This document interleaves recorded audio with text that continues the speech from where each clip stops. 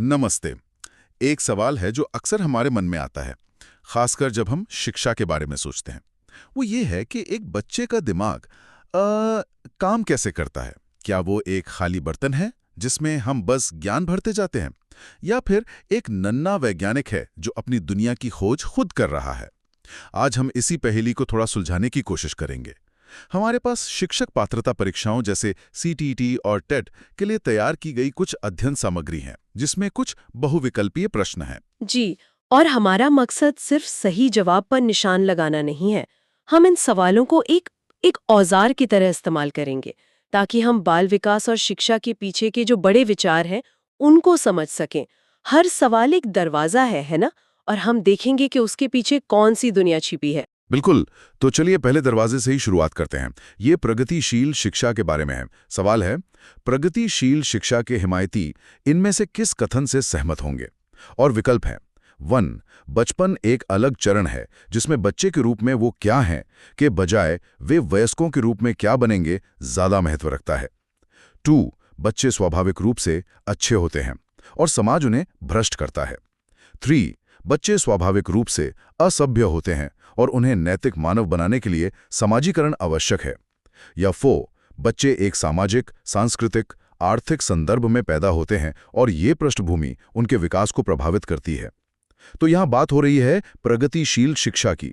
ये शब्द सुनने में तो बहुत अच्छा लगता है, पर इसका असली मतलब क्या है? ये बहुत अच्छा सवाल है।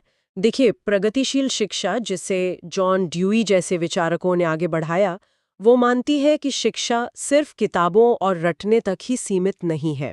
यह अनुभव से होती है, करके सीखने से होती है और सामाजिक मेलजोल से होती है। ये बच्चे को एक द्वीप की तरह नहीं देखती, बल्कि कह सकते हैं कि एक ऐसे पौधे की तरह देखती है जो अपनी मिट्टी, पानी और हवा, मतलब अपने माहौल से पोषण लेता है। इसी सोच के आधार पर विकल्प 4 एकदम सही बैठता है।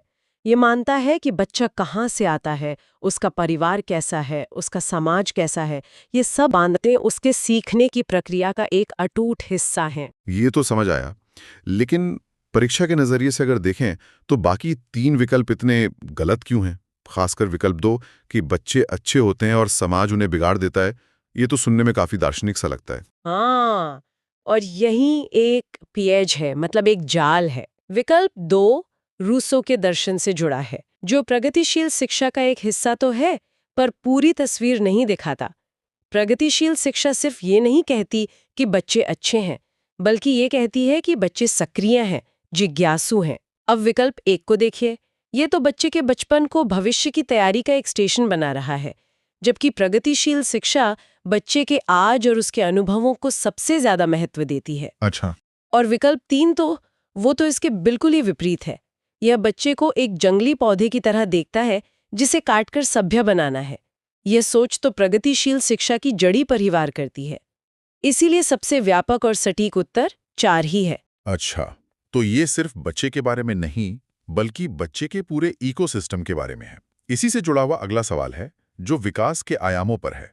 सवाल है, विकास के आयाम के तहत भावनाओं, आत्मधारणा तथा परिवार, साथियों और दोस्तों के साथ पारस्परिक संबंधों में परिवर्तन का अध्ययन किया जाता है। विकल्प हैं 1 मनोसामाजिक, 2 नैतिक, 3 संज्ञानात्मक या 4 भाषाई।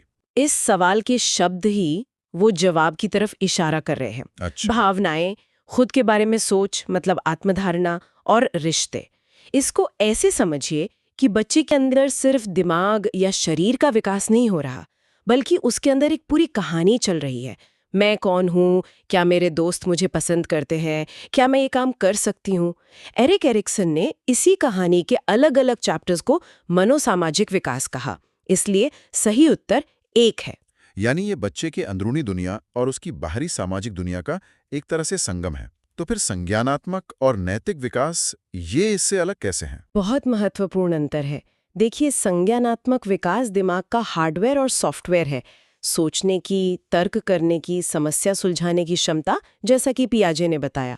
और नैतिक विकास, जैसा कोहिलबर्ग ने समझाया, वो सही और गलत के बीच फर्क करने की हमारी आंतरिक क्षमता है।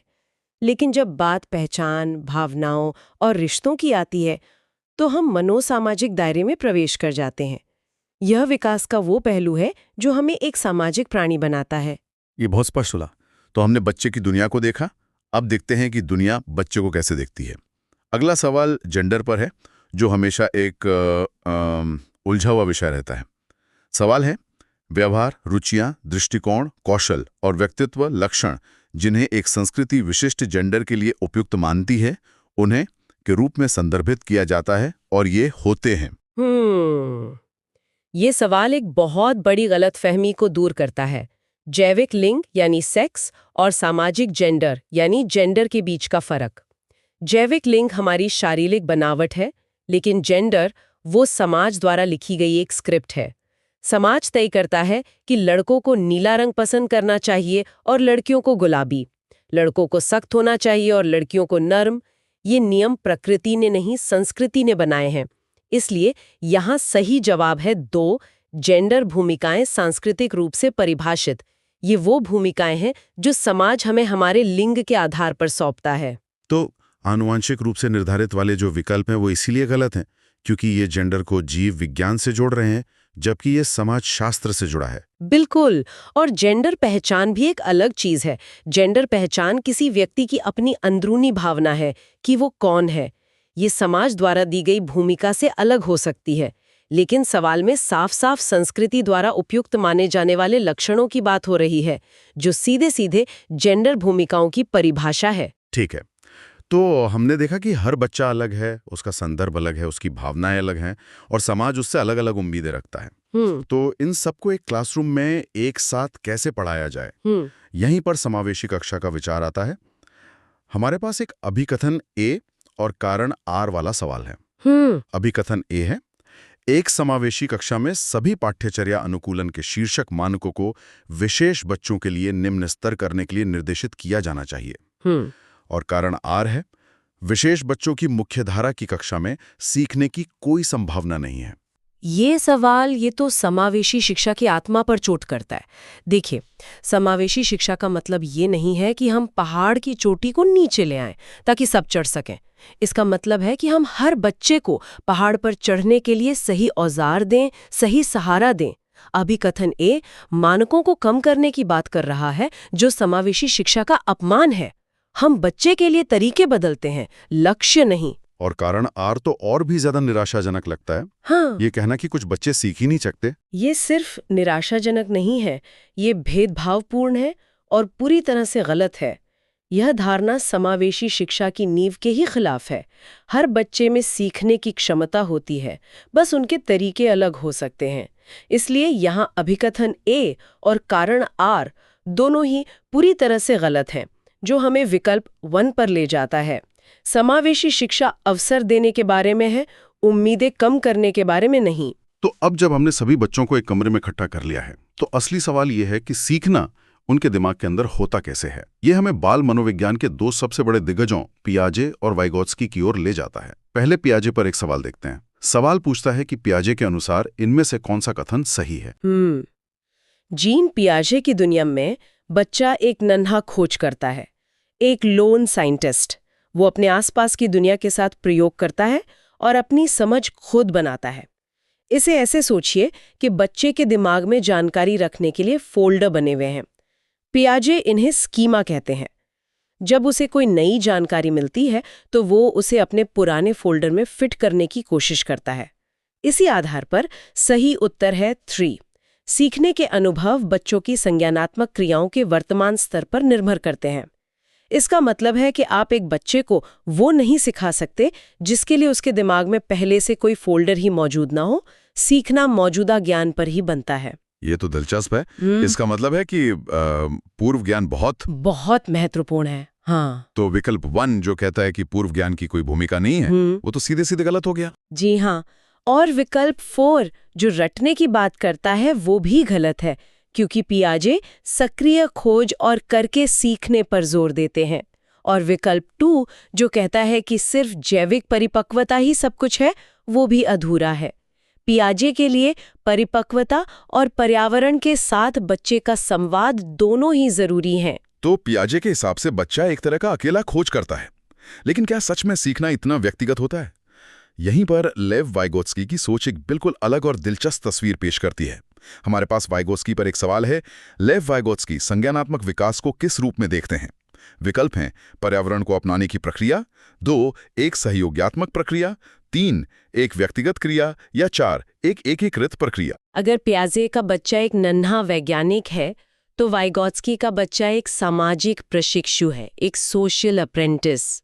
वाइगोत्स्की का मानना था कि हम अकेले नहीं सीखते, हम दूसरों से सीखते हैं, अपने समाज से, अपनी संस्कृति से। सीखना एक सामाजिक घटना है, इसलिए सही उत्तर है 2 एक सहयोगात्मक प्रक्रिया। ये सहयोग से होती है, बातचीत से होती है। तो व्यक्तिगत क्रिया विकल्प 3 पियाजे का विचार हुआ। हाँ, और सहयोगात्मक प्रक्रिया वाइगोत्स्की का। बिल्कुल। वाइगोत्स्की का सबसे प्रसिद्ध विचार है समीपस्थ विकास का क्षेत्र या ZPD। इसे ऐसे समझिए कि आप एक बच्चे को साइकिल चलाना सिखा रही हैं। आप पीछे से सीट पकड़े हुए हैं, बच्चा पैडल मार रहा है, पर आपका सहारा भी है। वो अकेले नहीं चला सकता, पर आपके बिना भी नहीं सीख सकता। आपका ये सहारा, ये सहयोग ही ZPD है, जो सीखने को संभव बनाता है। ये बहुत ही बेहतरीन उदाहरण है। तो वाइगोत्स्की के लिए समाज और सहयोग ही सब कुछ है। इसी से जुड़ा एक और सवाल है जो भाषा पर है। वाइगोत्स्की ने भाषा को किस रूप में देखा? ये पियाजे और वाइगोत्स्की के बीच एक और बड़ा वैचारिक युद्ध है कह सकते हैं। पियाजे के लिए पहले विचार आता है, फिर भाषा उसे व्यक्त करती है। लेकिन वाइगोत्स्की के लिए भाषा सिर्फ विचारों को बताने का एक माध्यम नहीं है, ये सोचने का एक औजार है। ये एक सांस्कृतिक उपकरण है जो हमारी सोच को आकार देता है, उसे व्यवस्थित करता है। इसलिए सही उत्तर है 2। भाषा एक सांस्कृतिक उपकरण है जो संज्ञान को कई तरीकों से सुगम बनाती है। तो वाइगोत्स्की के हिसाब से हम भाषा के माध्यम से सोचते हैं। हाँ, बिल्कुल। ना कि सिर्फ अपने विचारों को भाषा में डालते हैं। एकदम सही। वाइगोत्स्की का मानना था कि जब छोटे बच्चे खुद से बातें करते हैं, जिसे निजी भाषण या प्राइवेट स्पीच कहते हैं, तो वे असल में अपनी सोच को दिशा दे रहे होते हैं, वे खुद को निर्देश दे रहे होते हैं। इसलिए भाषा विकास में बाधा नहीं डालती, जैसा विकल्प 4 कहता है, बल्कि मदद करती है। भाषा और सोच अविभाज्य हो जाते हैं। वाह! तो हमने ये समझ लिया कि बच्चे कैसे सोचते हैं और कैसे सीखते हैं। लेकिन आखिरी और सबसे बड़ा सवाल, वे सीखना क्यों चाहते हैं? क्या चीज उन्हें प्रेरित करती है? हमारा अंतिम प्रश्न इसी प्रेरणा से जुड़ा है। निम्न में से कौन सा प्रदर्शन लक्ष्य अभिविन्यास, परफॉर्मेंस गोल ओरिएंटेशन का एक उदाहरण है? इस सवाल को समझने के लिए हमें 2 तरह के लक्ष्यों में फर्क करना होगा। इसे ऐसे समझते हैं, कल्पना कीजिए 2 छात्र हैं। एक छात्र गणित इसलिए पढ़ रहा है क्योंकि उसे समझना है कि फॉर्मूला काम कैसे करता है। उसे उस विषय में महारत हासिल करनी है। ये है निपुणता लक्ष्य, मास्टरी गोल। दूसरा छात्र गणित इसलिए पढ़ रहा है ताकि वो क्लास में सबसे ज्यादा नंबर ला सके और होशियार दिखे। ये है प्रदर्शन लक्ष्य, परफॉर्मेंस गोल। अच्छा, तो एक सीखने के लिए सीख रहा है और दूसरा दिखाने के लिए सीख रहा है ना? बिल्कुल। निपुणता लक्ष्य अंदर से आता है, जबकि प्रदर्शन लक्ष्य बाहरी वैलिडेशन पर निर्भर करता है। ग्रेड्स, तारीफ, दूसरों से तुलना। इस परिभाषा के आधार पर सही उत्तर स्पष्ट रूप से 3 है। एक छात्र अच्छा ग्रेड पाने और दूसरों से बेहतर होने के लिए कड़ी मेहनत करता है। यहाँ मोटिवेशन का स्रोत बाहरी है। तो इसका मतलब बाकी 3 विकल्प, अपनी समझ को आगे बढ़ाने, गहरी समझ हासिल करने और शिक्षक से अधिक सीखने के लिए मेहनत करना, ये सभी निपुणता लक्ष्य के उदाहरण हुए। जी हाँ, उन तीनों में छात्र का ध्यान सीखने की प्रक्रिया और व्यक्तिगत विकास पर है, न कि बाहरी परिणाम पर। वे ज्ञान की खोज में है, न कि तालियों की गड़गड़ाहट में। तो अगर हम आज की पूरी बातचीत को एक साथ देखें तो एक बड़ी तस्वीर उभरती है। आधुनिक शिक्षा शास्त्र बच्चे को एक सामाजिक प्राणी के रूप में देखता है, जो सक्रिय रूप से अपना ज्ञान बनाता है और जिसे सीखने के लिए सहयोग और आंतरिक प्रेरणा की जरूरत होती है। बिल्कुल। और ये हमें एक बहुत ही जरूरी सवाल पर लाकर खड़ा कर देता है, जो हर भावी शिक्षक और हर माता-पिता को खुद से पूछना चाहिए। वो क्या है? आज जब हम प्रदर्शन लक्ष्य और निपुणता लक्ष्य की बात कर रहे हैं, तो जरा सोचिए कि हमारी मौजूदा परीक्षा प्रणाली, जो रैंक और ग्रेड पर इतना जोर देती है, वो अनजाने में बच्चों में किस तरह के लक्ष्य को बढ़ावा दे रही है। क्या हम अनजाने में छात्रों की एक ऐसी पीढ़ी तैयार कर रहे हैं जो सिर्फ प्रदर्शन करने में माहिर है, लेकिन सीखने की सच्ची खुशी और गहराई से अनजान है? और हम एक शिक्षक या अभिभावक के तौर पर इस माहौल में बच्चों के अंदर निपुणता की लौ को कैसे जलाए रख सकते हैं? ये सोचने के लिए एक बहुत ही गहरा और जरूरी सवाल है। आज के इस विश्लेषण के लिए बहुत बहुत धन्यवाद।